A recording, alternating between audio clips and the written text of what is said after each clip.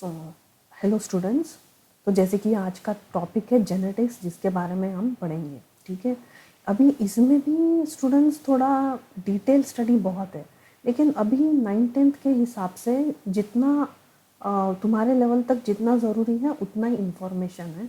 और दूसरा है, तुम्हारे टेक्स्ट बुक में भी एक चैप्टर है हेरिडिटी एंड एवोल्यूशन, तो वहाँ भी कुछ टॉपिक्स जो कि इंटर रिलेटेड है जेनेटिक्स के साथ, वो भी कवर होगा। ठीक है, तो अभी यहाँ तक तुम्हारे लेवल के लिए जितना ज़रूरत है उतना ही इंफॉर्मेशन है जेनेटिक्स के लिए, ज़्यादा डिटेल में नहीं जाएंगे अभी 9th और 10th के स्टैंडर्ड के हिसाब से। ओके, तो सबसे पहले जेनेटिक्स क्या है। Genetics means study of genes. मतलब अभी जैसे कि हमारा बॉडी का फिजिकल अपीयरेंस देखो, जैसे कि हम टॉल होते हैं, हमारा हाइट है, हमारा स्किन कलर है, हमारा structure of the hair, colour of the eyes, ये सब कहाँ से पास ऑन होता है। ये इंफॉर्मेशन स्टोर होता है हमारे डीएनए में, और एक एक सेक्शन को वहाँ बोलते हैं हम जीन्स। तो इसको हम कहेंगे जेनेटिक्स। ठीक है, तो आइए जेनेटिक्स के बारे में थोड़ा जान लें। तो ये देखिए, so what does genetics speak. I am the science of study of hereditary. मतलब ये अभी कितने तो हेरिडिटरी डिजीज भी होता है, जैसे कि फॉर एग्जांपल किसी किसी हेरिडिटरी होता है ये स्पेक्स आना किसी किसी फैमिली में। ठीक है, एक एज के बाद स्पेक्स आता है, तो वो हेरिडिटरी जो है वो पास ऑन होता है। हेरिडिटरी डिजीज भी होता है, ठीक है, जो कि एक सर्टन एज के बाद वो पास ऑन होता है generation to generation. Okay, so I am the study or science of study of heredity with DNA as a chemical of inheritance, transmitting characters from parents to offspring, parents of offspring, from parents to, ये to, parents to,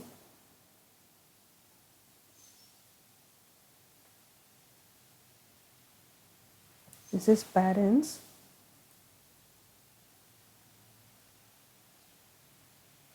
to offspring. ठीक है, mutations and chromosomal abnormalities result in the disease. ये हम आगे थोड़ा जानेंगे कि कैसे एबनॉर्मेलिटीज आ सकता है। ठीक है, अभी इसके कुछ टर्म्स हैं जो हम जानेंगे पहले। तो सबसे पहले जेनेटिक्स क्या है। It is the study of heredity. It is appropriately regarded as the science that explains the similarities and the differences among the related organisms. ठीक है, and this includes two contradictory aspects of the nature, that is hereditary and variation. अभी heredity क्या है। The process of transmission of the characters from one generation to next, either by sexual reproduction, sperm that is which involves sperm and ovum, or by asexual reproduction is called heredity, और inheritance भी इसको बोलते हैं। ठीक है, जैसे कि for example brother sister from same parent resemble each other. ठीक है, रिजेंबल होते हैं, एक जैसे दिखते हैं, पर एकदम से सिमिलर नहीं दिखेंगे। देखिए, वेरिएशन में भी कुछ यही एग्जाम्पल है। Variation, it is the cause of difference between individuals.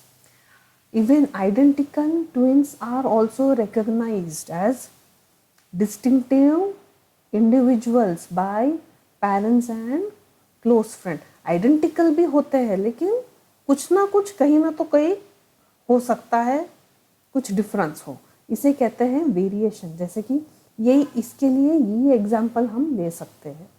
Brother sister from same parent resemble each other. ठीक है, अब आगे चलते हैं। The heredity and variation plays an important role in formation of new species. ठीक है, then the biological science causes variation in living beings is known as, ये भी एक बोल सकते हैं, डेफिनेशन तो नहीं है लेकिन ये भी एक जेनेटिक्स के बारे में एक सेंटेंस है। ठीक है, it is also known as genetics. ठीक है। The word genetics was derived from Greek root that is gen which means to become or to grow. Okay, the word genetics ये किसने कॉइन किया था सबसे पहले? बैटिसन साइंटिस्ट ने 1906 में। फिर आते हैं कुछ साइंटिस्ट के बारे में पढ़ रहे हैं हम लोग।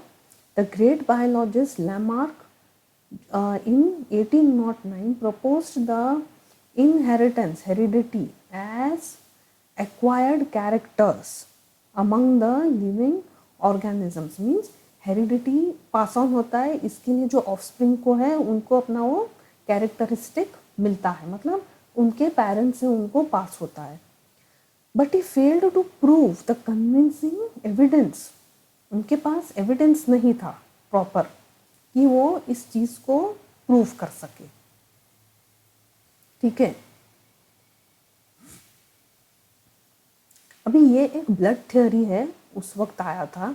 ठीक है, फॉर मेनी सेंचुरीज, मतलब ये जेनेटिक्स के आने से पहले भी ये एक ब्लड थ्योरी पे लोग मतलब जो है बिलीव करते थे that it to explain the inheritance in humans through blood theory, means जो हम लोगों को ये जो कैरेक्टर्स हैं वो लोग बिलीव करते थे कि वो ब्लड के थ्रू पास होता है, जो कि रॉन्ग प्रूफ हुआ था।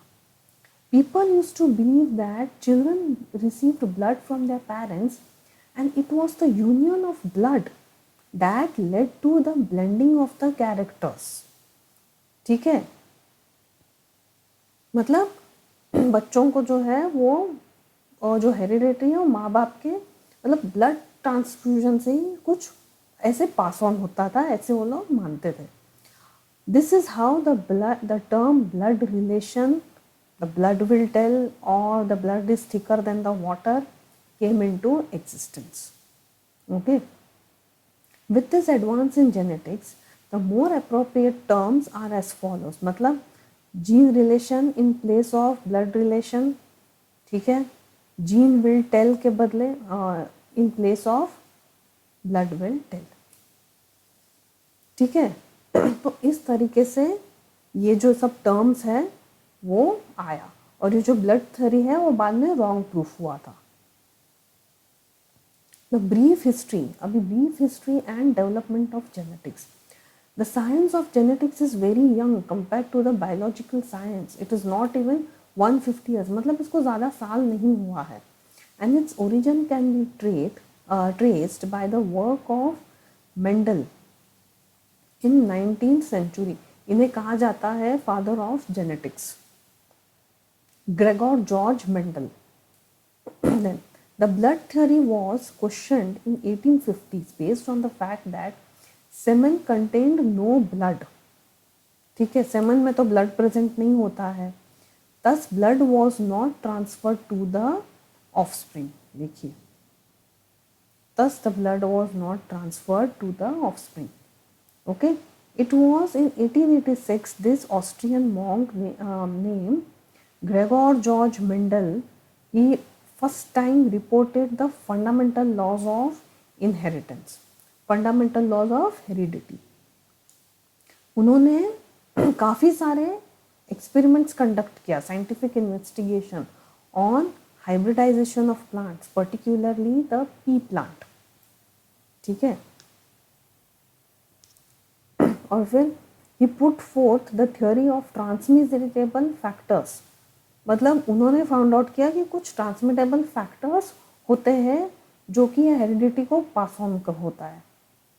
That stage inheritance is controlled by certain factors passed from parents to offsprings.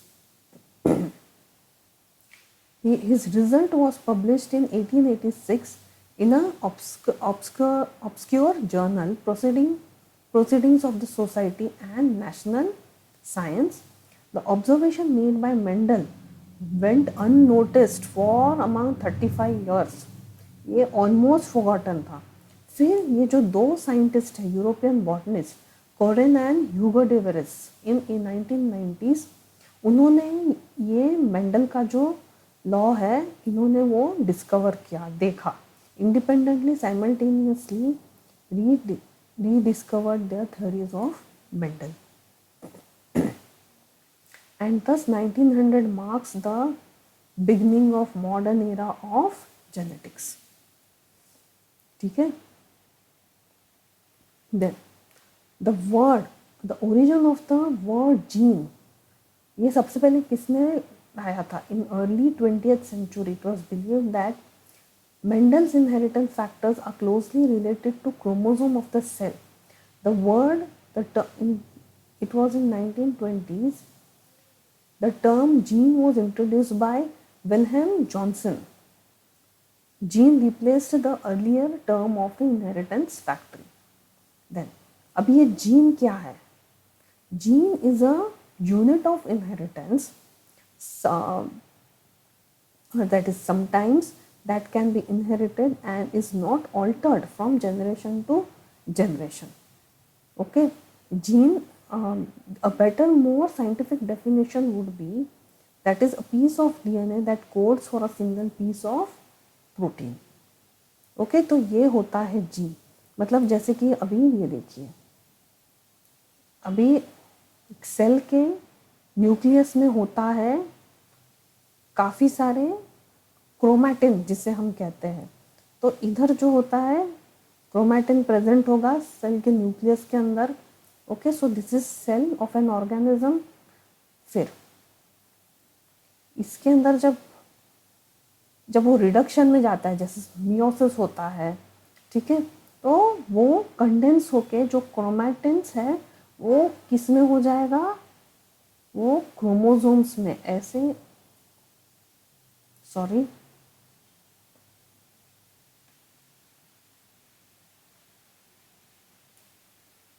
मतलब ऐसे कुछ एक्स शेप में ऐसे क्रोमोसोम्स फॉर्म होंगे. ठीक है,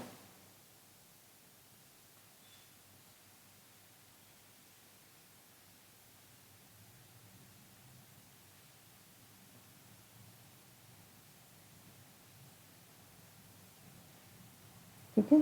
कंडेंसेशन के बाद कुछ ऐसे स्ट्रक्चर्स दिखाई देंगे, ये होते हैं क्रोमोसोम्स.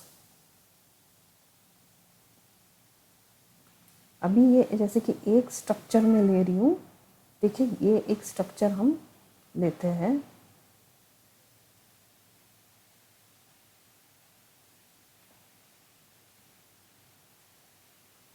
ठीक है, तो ये है क्रोमोसोम.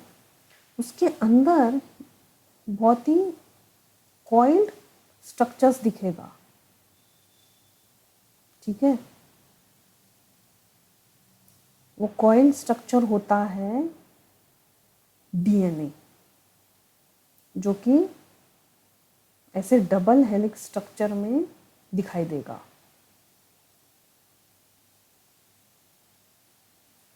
ओके, और यहाँ पे जो है न्यूक्लियोटाइड्स अटैच होते हैं विथ हाइड्रोजन बॉन्ड. जैसे कि एडिनाइन अटैच होता है थाइमिन को, एडिनाइन, थाइमिन, गुआनिन, साइटोसिन. तो अभी जैसे कि ये एक स्ट्रक्चर दे रही है मैं, एडिनाइन थाइमिन को अटैच होता है, बीच में ये एक हाइड्रोजन बॉन्ड होगा. ठीक है,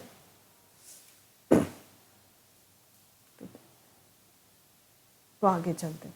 तो सेल क्या होता है? The basic functional unit of organism. Then nucleus. Nucleus क्या है? It is surrounded by a thin transparent membrane known as nuclear membrane and separates the nucleus from the surrounding cytoplasm. Within the membrane, completely filled up the space is called as nucleoplasm. Nucleus के अंदर जो liquid होता है, जो fluid होता है, उसे क्या बोलते हैं हम? न्यूक्लियोप्लाज्म.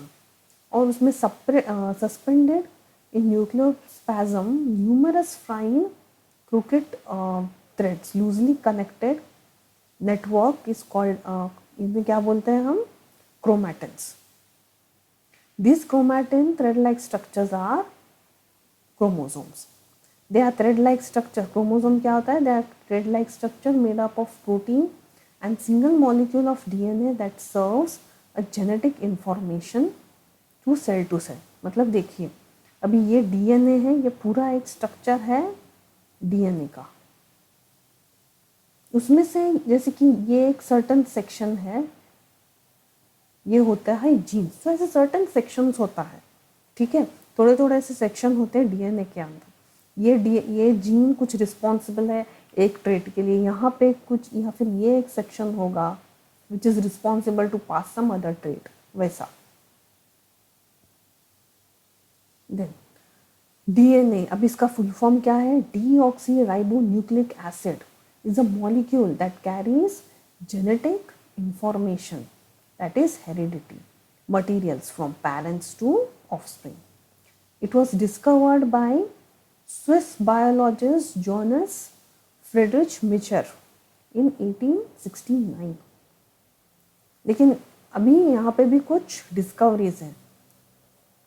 रोजालिन फ्रैंकलिन, एक्चुअली ये एक साइंटिस्ट थी, इन्होंने एक्चुअली डिस्कवर किया था, ठीक है, बट अनफॉर्चुनेटली इनकी बहुत पहले ही डेथ हो गई।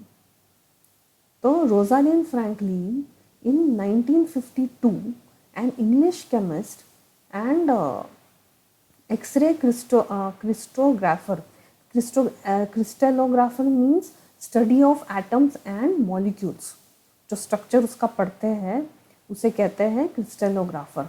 Best known for a work for DNA. It includes photo 51, which indicates a double helix structure made up of 2 strands arranged spirally. ठीक है, इन्होंने वो एक्चुअली, ये जो साइंटिस्ट थी, इन्होंने पहले वो डिस्कवर किया था, लेकिन कोई अनफॉर्चुनेटली इनकी डेथ हुई।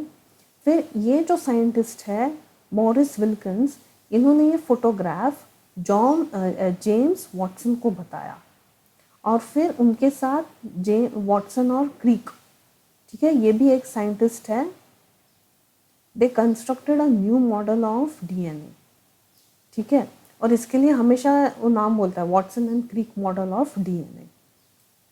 The 2 sides of helix were made up of ribose connected with phosphate. Okay,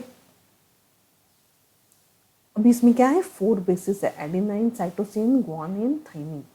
adenine always pairs with thymine, okay, guanine always pairs with cytosine, together held with a hydrogen bonds, okay.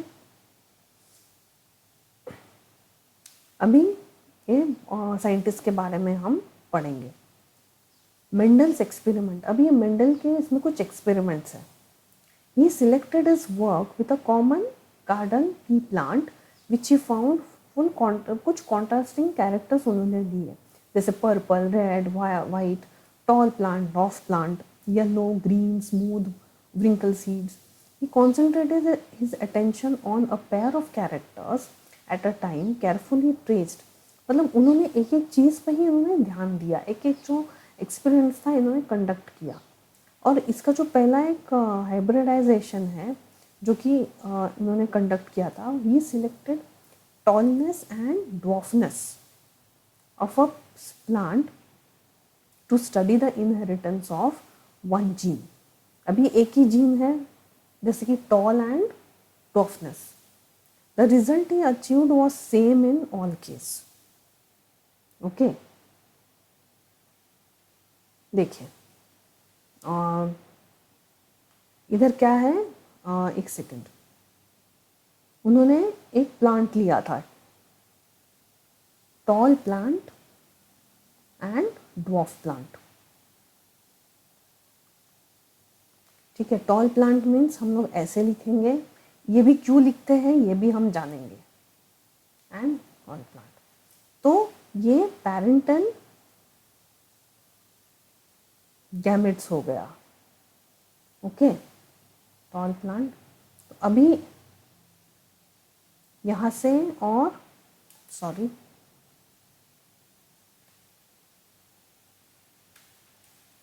यहाँ से ये एक parent, यहाँ से ये एक, ठीक है। और ये कौन सा प्लांट हुआ? ये टॉल प्लांट हुआ, ओके, फिर और ये हुआ F1 generation. The inheritance of one gene or monohybrid gene. He selected a pea plant, tallness and dwarfness. He brought an artificial cross between the two. Okay, the seeds collected from these cross seeds was sown the next year. और इसका जो progeny जो कुछ ये था toll ही था। Okay, this generation is called as filial और F1 generation। जैसे कि ये है F1 जनरेशन। अभी उन्होंने क्या किया देखो, अभी इसको ही सेल्फ क्रॉस किया, ठीक है।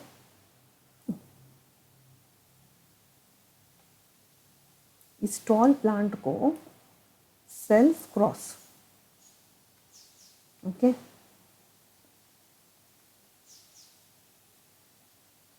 तो अभी देखिए, तो अभी इधर गैमेट्स क्या होगा यहाँ पर,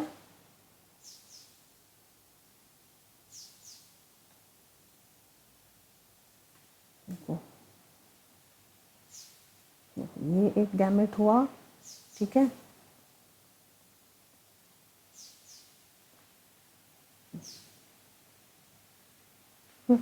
तो ये इसके साथ पॉसिबिलिटीज है, ठीक है, ये टी, ओके। देन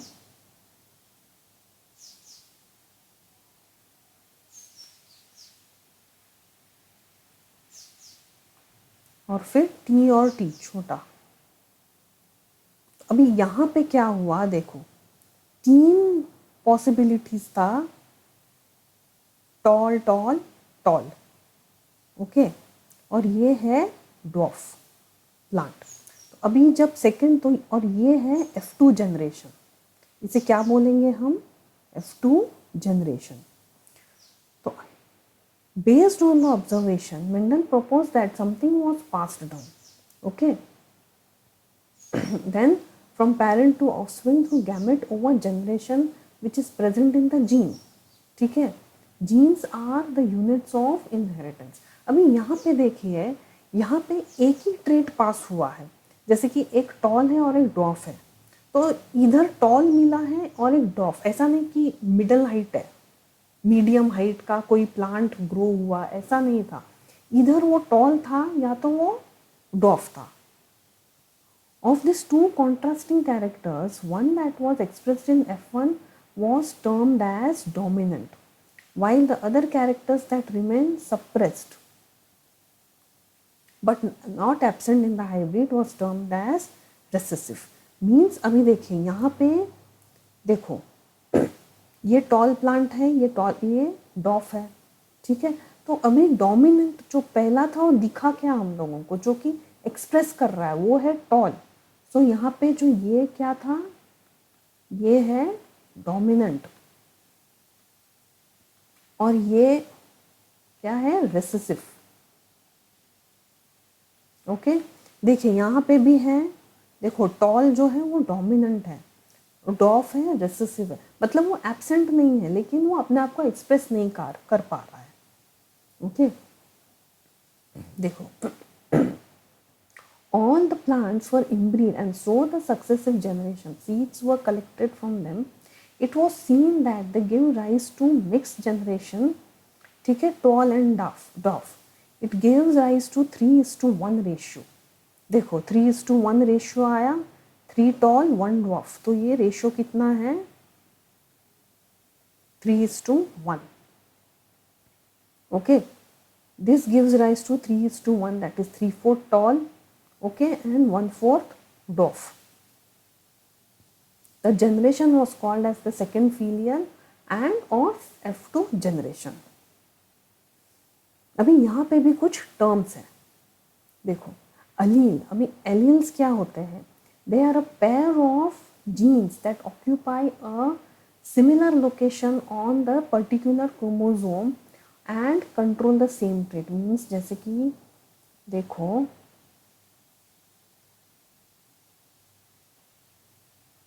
देखो ये वो क्रोमोसोम्स है, ठीक है।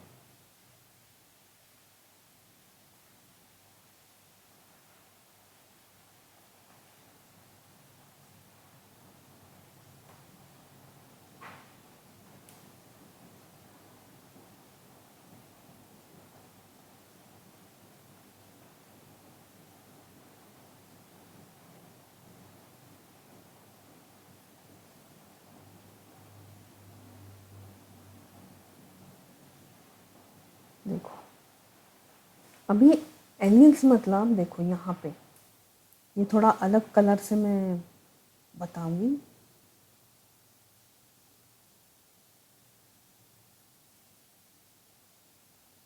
देखो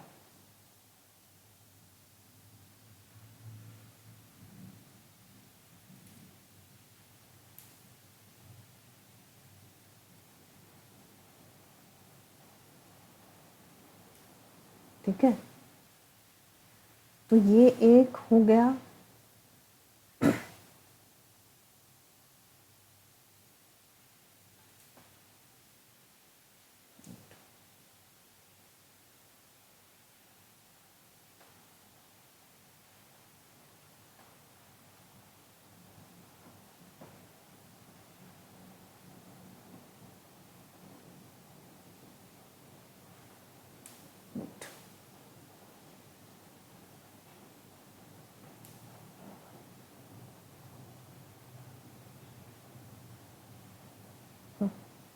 तो अभी जैसे कि ये प्रेजेंट है,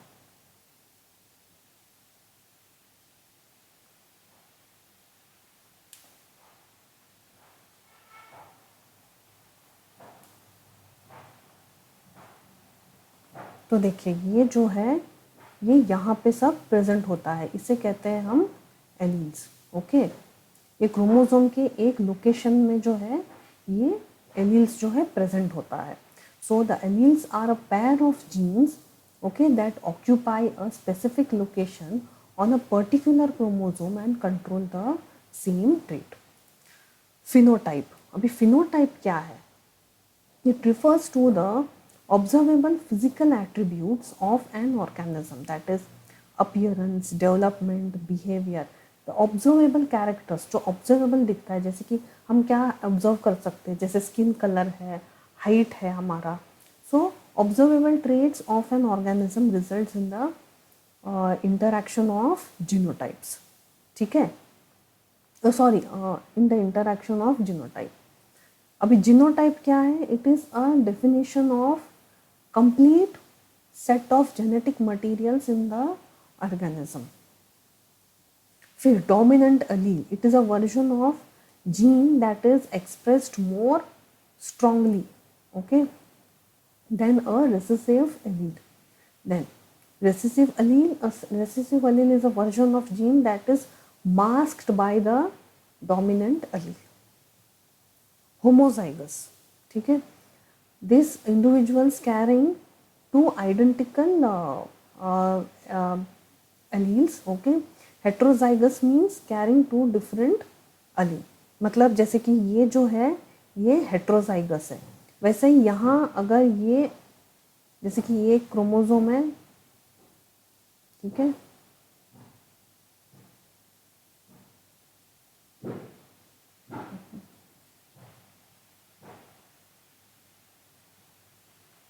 ठीक है, if this carries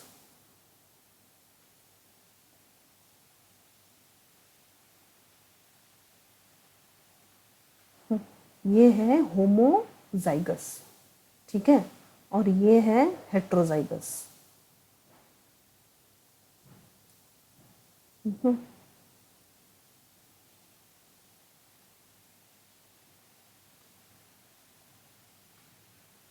heterozygous and this is ये जो है होमोजाइगस।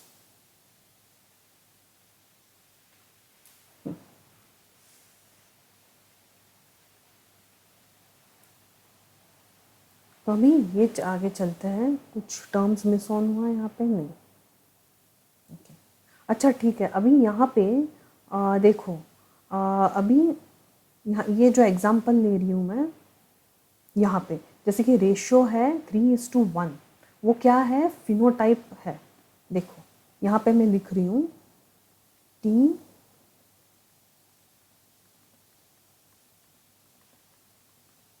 अभी देखिए ये टॉल है, ओके, ये सब टॉल है, toll toll tall and this is dwarf.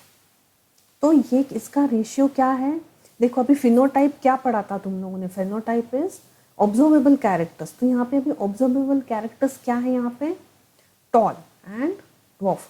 तो इसका रेशियो है 3:1, तो इसे क्या कहेंगे हम, फिनोटाइपिक रेशियो, ओके। और अभी जीनोटाइपिक क्या है, देखो जीनोटाइपिक रेशियो, देखो ये एक है, देखिए ये टॉल एक है 1, ओके, देखो 1,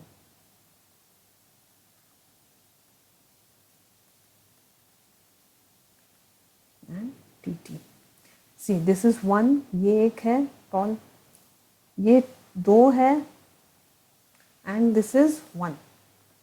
तो जीनोटाइपिक रेशियो क्या हुआ यहाँ पर, 1:2:1, ओके।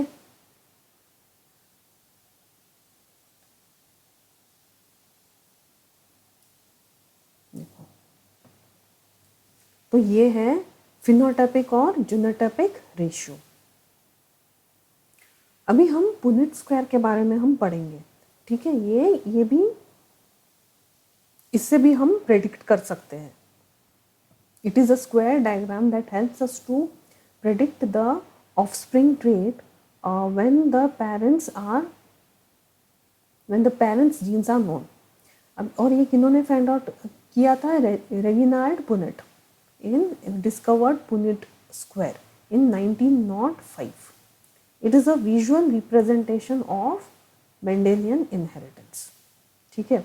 अभी ये जो था ये हम लोग ऐसा ही स्टडी कर रहे थे, लेकिन अभी ये सेम अगर पुनेट स्क्वायर में हम लोगों ने किया, रिप्रेजेंट किया, देखो देखो F1 जनरेशन क्या था, यहाँ पे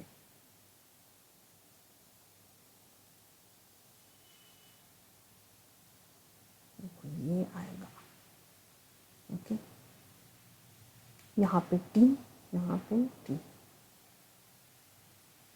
देखो ये टी और टी, ये टी और टी।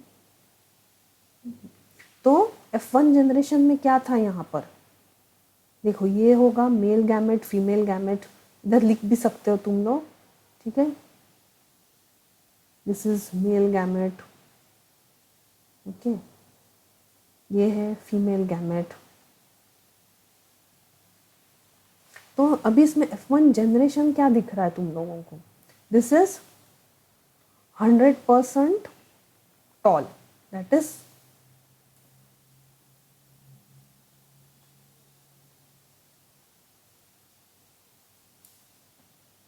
ये है 100% tall plants, that is TT,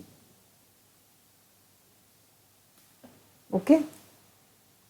अभी इसे ही सेल्फ क्रॉस किया, तो अभी सेल्फ क्रॉस किया तो कैसे लिखेंगे हम लोग यहाँ पर, देखो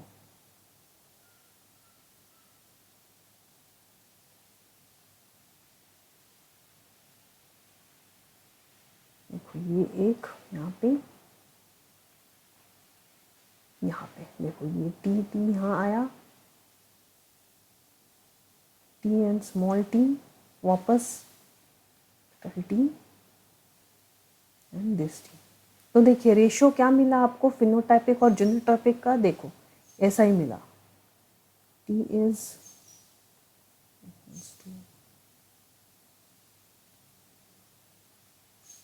that is 1:2:1, that is genotypic ratio, और फिनोटाइपिक कितना है 3:1, ओके।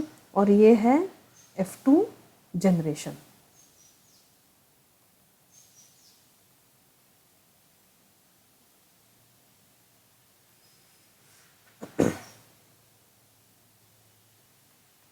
ये सेल्फ क्रॉसिंग किया है हम लोगों ने, ठीक है।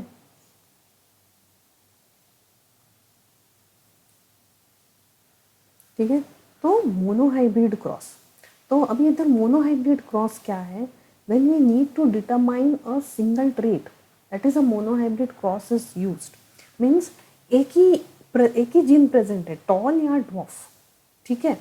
So the monohybrid cross, the phenotypic ratio is 3:1, where 3 is dominant heterozygous, okay, and 1 is homozygous recessive, okay.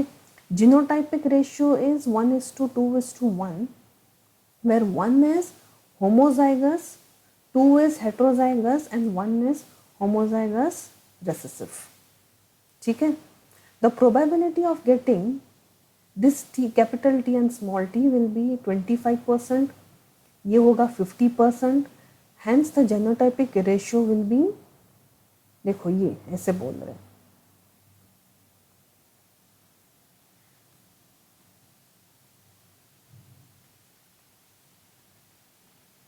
देखो ये में होगा 25%, ये दोनों होगा कितना 50%, और ये वापस होगा 25%।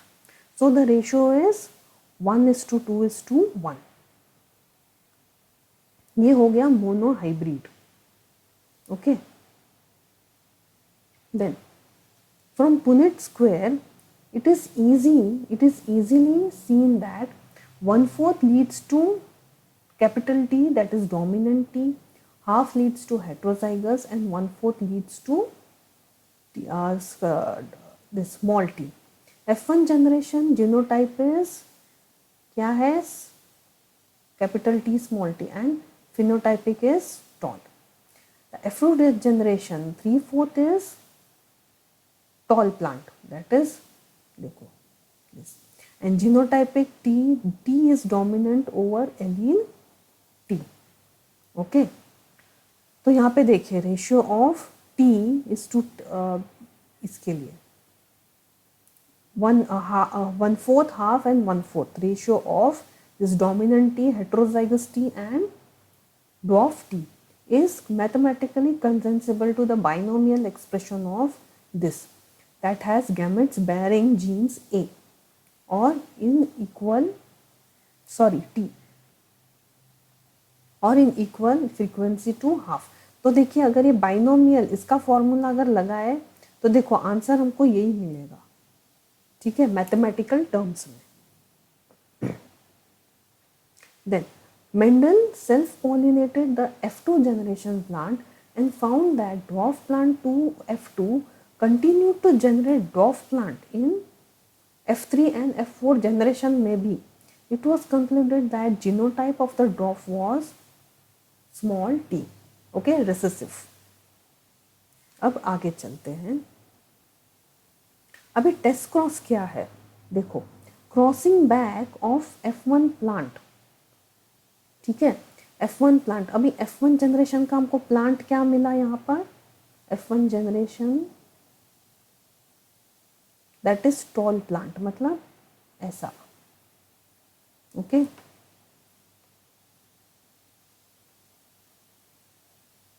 Tall plant, okay. To either of the two parental types, that is normally recessive type is called as test cross, crossing back means usually इसको जो क्रॉस करते हैं इधर सेल्फ क्रॉसिंग नहीं है, इसको क्रॉस करेंगे एक रेसेसिव पेरेंट के साथ, दैट इज ड्वार्फ, ओके। तो इसको बैक क्रॉस भी बोलेंगे। In this method it is possible to test the purity of a particular race of the plant and also gametic proportion of F1 hybrid, ठीक है। In such case the dominant character and the recessive characters are seen as appear as 1:1। देखो अभी इसको मैं Punnett square में डालती हूँ, ठीक है,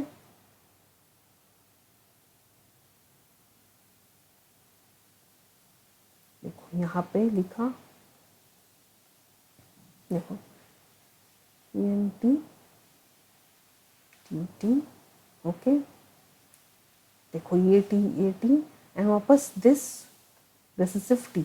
तो देखिए इसका रेशियो क्या है अभी, देखो ये एक और ये एक, the ratio is 1:1 ratio. Okay, तो इसे कहते हैं हम टेस्ट क्रॉस। अब चलते हैं डाई हाइब्रिड क्रॉस। अभी डाई हाइब्रिड क्रॉस मीन्स क्या, two pairs of contrasting characters आता है। मीन्स टॉल प्लांट के साथ एक रेड फ्लावर विथ टॉलनेस। ठीक है, पहला जो मोनो हाइब्रिड था उसमें एक ही कैरेक्टर था, एक में टॉल था और एक में डॉफ था। इधर tall plant with red flower and dwarf plant with white flower. तो इसका जो गैमेट्स हैं ऐसा प्रेजेंटेशन है। The respective gametes are TR. The factor of tallness and roughness of the red flower or white are inherited independently, और artificial crossing was brought between these two plants. अब देखते हैं,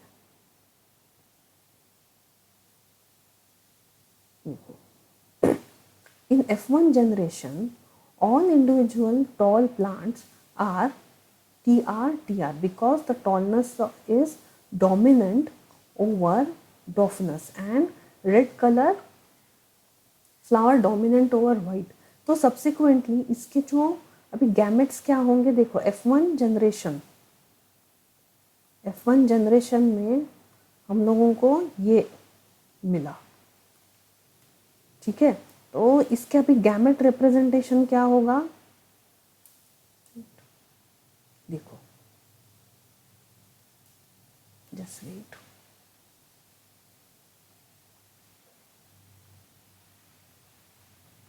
देखो तो अभी यहाँ पे गैमेट्स क्या है, ये एक है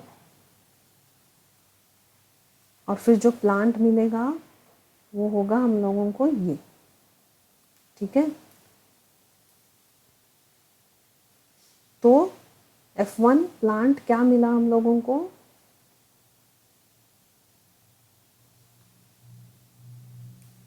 टॉल रेड प्लांट। ओके, देखो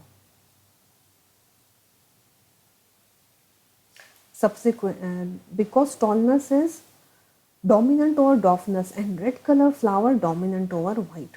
तो अभी इसका गैमेट हमको क्या मिलेगा, देखो TR, ये एक गैमेट, ये 4 गैमेट्स हम लोगों को मिलेगा यहाँ पे। देखो tall red, tall white, dwarf red and dwarf white. Okay, और इसका जो रेशियो मिलेगा ना, when the seeds are sown, the F1 generation grown segregation of characteristics showing all the possible combination, that is 3:1, 9:3:3:1। मतलब 9 रेड टॉल्स आएगा, ठीक है, यहाँ पे 3 white and red dwarf and 1 white dwarf. यहाँ पे देखते हैं, देखो ये है इसके गैमेट्स रिप्रेजेंटेशन, देखो यहाँ पे।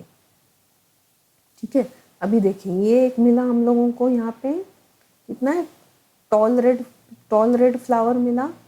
ठीक है, ये भी टॉल रेड, देखो TR एंड दिस TR, वापस टॉल रेड है, ये भी टॉल रेड आया, ये 1, ये मिला हमको टॉल वाइट। ओके, ये देखो tall red,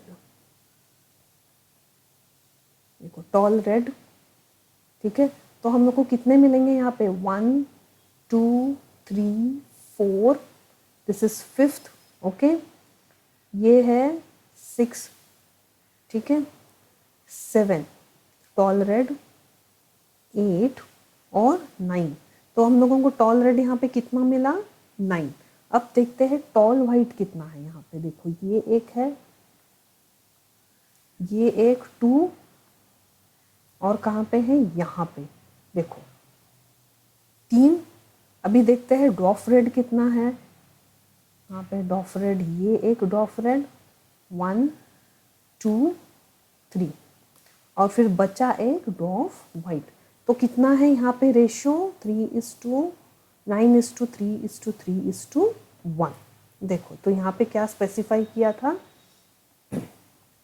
when the seeds combination क्या मिलेगा देखो, 9 red talls, 3 white talls, 3 red dwarf and 1 white dwarf.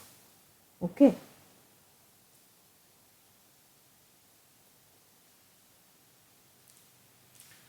Then law of dominance. अभी लॉ ऑफ डोमिनेंस क्या है, जैसे कि हम लोगों ने अभी पढ़ा कि डोमिनेंसी क्या है. As already mentioned in the two contrasting characters, the one that expresses itself in F1 generation is called as dominant, while the other, which is suppressed, is called as recessive. Okay. Mendel reasoned that there must be two factors separately responsible for each pair, that is tallness and dwarf, and the factors occurs in pair. Okay. देखो अभी जैसे कि इसमें ये previous, इसमें क्या dominant था, tall red dominant था ओवर वाइट फ्लावर. ओके. फिर टॉल और डॉफ में tall was dominant. Then the contrasting pairs of characters are called as alleles. तो इसके लिए अभी जो डोमिनेंट जो कैरेक्टर है वो हमेशा हम लोग कैपिटल में लिखते हैं, और जो रिसेसिव है वो स्मॉल कैरेक्टर्स में हम लिखेंगे. It is used to explain the expression of one of the parental characters in monohybrid cross in F1 and expressed in both in F2. अभी law of segregation. It is evident that F1 zygote contains both the alternative characters, tall and dwarfness. When an organism makes gamete, each gamete receives one copy which is selected randomly. It is located in homozygous chromosome are separated out or of the pair, not both. Gametes become pure for a particular characters, और इसे क्या बोलते हैं, इसे law of purity of gametes भी बोलते हैं. Okay. मतलब ये सेग्रीगेशन मीन्स ये जो कैरेक्टर्स है ये अलग हो जाता है. ओके. मतलब टॉल, एक परफेक्ट टॉल ही मिलेगा या डॉफ मिलेगा, हम लोग को ऐसा ये इंटरमीडिएट कैरेक्टर नहीं मिलेगा जैसे मीडियम हाइट है. ओके. इसके लिए इसे लॉ ऑफ सेग्रीगेशन बोलते हैं. अभी आता है इंडिपेंडेंट इनहेरिटेंस. देखो अभी इंडिपेंडेंट इनहेरिटेंस मीन्स क्या. It states that alleles of two or more different genes get sorted into gametes independently of one another. In other words, the allele gametes receives one of the gene does not influence the allele received from the other gene. ठीक है. अभी यहाँ पे देखो P color and P shape size.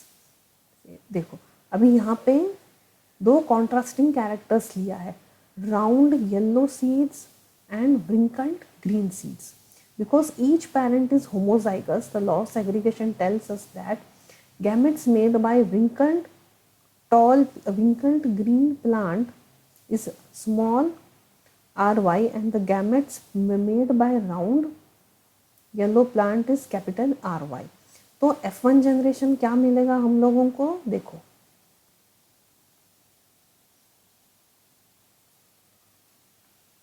देखो ये gametes है, ये तो हम लोगों को यहाँ पे ऑफस्प्रिंग क्या मिलेगा,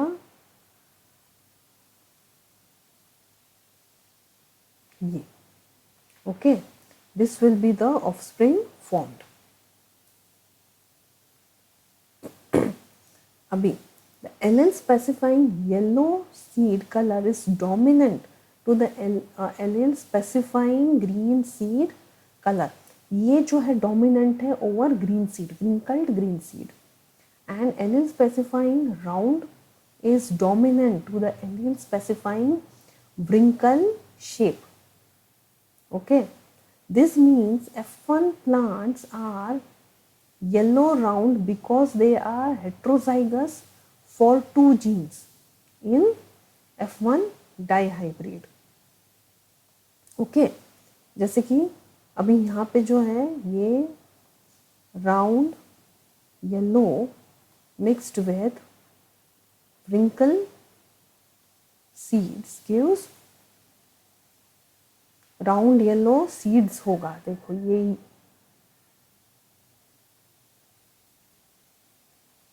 okay. The cross between two hybrid, that is self fertilization, is known as dihybrid and is known as dihybrid cross. Okay, तो there are 4 different categories मिलेगा, that is yellow round, yellow wrinkled, green and round, and green wrinkled appear in the ratio of this 9:3:3:1. Okay, तो देखिए ये भी एक table है। देखो अभी ये है, देखिए इसका जो गैमेट्स, ये गैमेट फॉर्मेशन है। देखिए तो अभी ये तो मिला हम लोगों को F1, अभी इसको सेल्फ क्रॉस किया है, तो सेल्फ क्रॉस किया इसके साथ,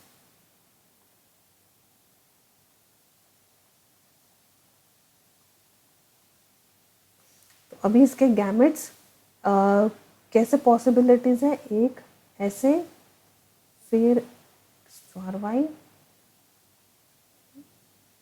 ऐसे।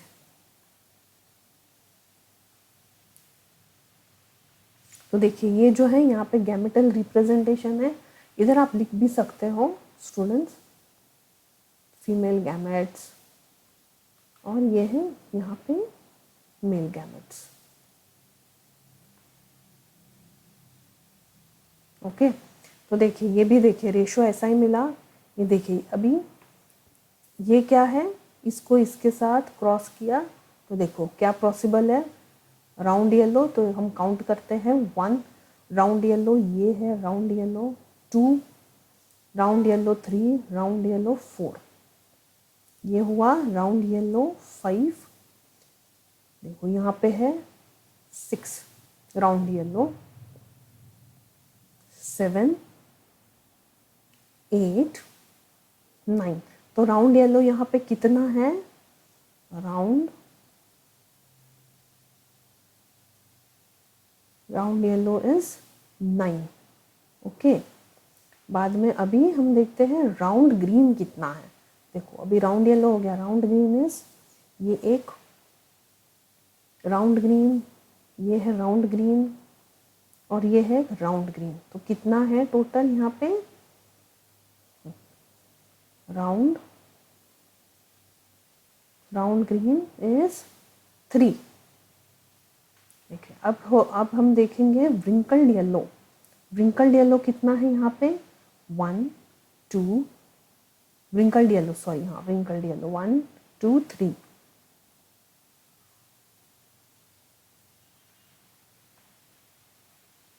एंड wrinkle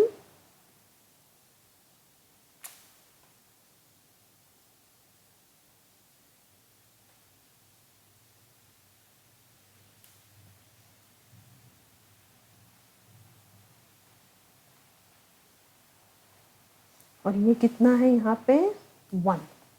ओके, तो ये है इसका रेशियो, ठीक है।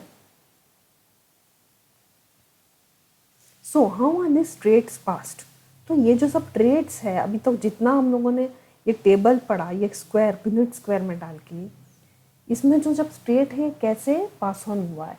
DNA is the source of information for making proteins, the section is called DNA and is called jeans, ठीक है। For example, height of the plant depends on the hormone, the amount of protein depends on the process of its formation. The protein is the most important for this process. If the protein works efficiently, then lots of hormones will be made. If the gene is responsible for that protein alteration, this will make the protein less efficient, okay, and the amount of hormone will be less and the plant will be short. Thus the traits get expressed, okay. मतलब एक particular protein जो है वो present है, मतलब like but उसका इसमें कुछ अगर ऑल्टरेशन हुआ तो उधर ही जो है वो प्लांट उतना ग्रोथ नहीं होगा. सो this is how it is past. अब हम थोड़ा पढ़ेंगे सेक्स डिटर्मिनेशन के बारे में इन ह्यूमंस. ठीक है, अभी जैसे कि हम लोग ने पढ़ा understanding of how genetic characters are passed on from one generation to next by a principle of developed by Mendel. Okay, उसी principle पर ये almost पढ़ेंगे. The human genome is organized as diploid set, that is total 46 chromosomes that exist in 22 pair of autosomes and 1 pair of sex chromosome होता है. During the course of meiosis, the chromosomes number are haploid. Reduction होके वो haploid हो जाता है. Thus haploid male and female gamete, that is sperm and oocyte respectively, are formed. On the fertilization of oocyte by sperm, the diploid status is restored. This becomes possible as zygote receives one member of each chromosome pair from father and from mother. So as regards the sex chromosomes of male have X and Y, while females have X. The sex of the child is determined by father. Okay. देखिए अभी इसमें दो type के chromosome होते हैं. एक होते हैं ऑटोसोम्स एंड एक होता है सेक्स क्रोमोसोम्स. ठीक है, ऑटोसोम मतलब क्या? They are chromosomes responsible for physical characteristics such as eye colour, height, blood type वगैरह वगैरह. They are 22 pairs. Okay, and with one from each parent. और ये ऑलमोस्ट जो है आइडेंटिकल पेयर्स में प्रेजेंट होता है and not directly involve in the determination of sex of the child. Sex chromosomes क्या होता है? Determines an individual biological sex. They carry genes responsible for sexual development, secondary sex characters and some sex link traits like colour blindness. अभी देखो ये जो बाकी सब है ये है ऑटोसोम्स. ओके, यहाँ पे देखो 22 पेयर्स हैं और ये है सेक्स क्रोमोसोम. तो मोस्टली हम लोग लिखते कैसे हैं? 22A plus XY which is a male and 22A plus XX which represents a female. अभी जैसे कि यहाँ पे देखिए फीमेल्स में कितने क्रोमोसोम प्रेजेंट है? कौन से क्रोमोसोम है? X and X. ठीक है, ये एक pair, while male X and Y. जब फीमेल का एक एक्स क्रोमोसोम और मेल का एक एक्स क्रोमोसोम आता है तो मिलता है तो ये फीमेल चाइल्ड होता है. ठीक है, व्हेन फीमेल का एक एक्स क्रोमोसोम और मेल का एक वाई क्रोमोसोम. ठीक है, मेल का एक वाई क्रोमोसोम है तो वो है male child. Okay, therefore the sex of the child is determined by male parent. Okay, फिर अभी आगे चलते हैं. अभी ये थोड़ा रिलेवेशन इवोल्यूशन के बारे में हम थोड़ा पढ़ेंगे. Okay, evolution is unifying principle of biology. It helps us to understand the phenomenon in fields of diverse, that is genetics, ecology, or physiology. It helps to solve the biological problems that impact our lives. अभी genetic variation क्या है? ये genetic variation है, it is a raw material of evolution.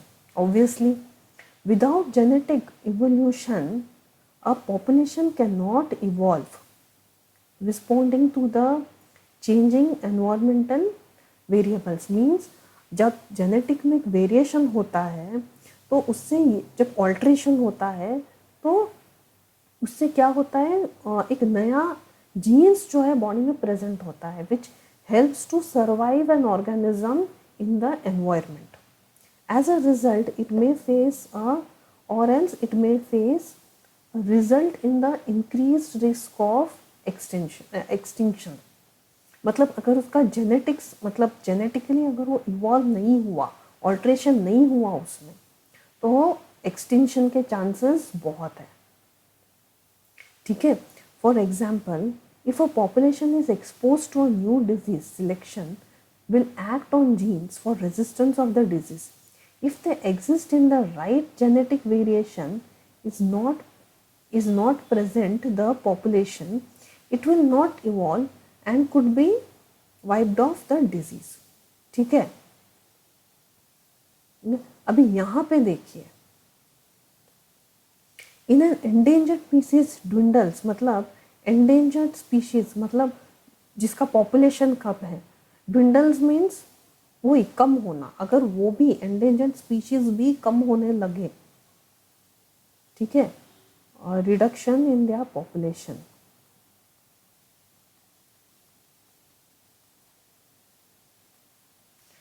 it loses its genetic variation and even if the species rebound, मतलब अगर आ भी गया उसका, मतलब थोड़ा सा पॉपुलेशन भी, मतलब अगर बढ़ भी गया, तो उसका जो जेनेटिक वेरिएशन है वो बढ़ेगा नहीं, वो इम्प्रूव नहीं होगा। ठीक है, genetic variation will only slowly be restored to the accumulation of mutations over many generation. देखते हैं अभी, ठीक है, for reason an endangered species with low genetic variation may risk extinction long after population size has recovered. Evolutionary theory suggest क्या करता है, for a long term survival of the species we need to conserve not just individual members of the species but also species ability to evolve in face of changing the environmental variables and conserving the individuals and genetic variations.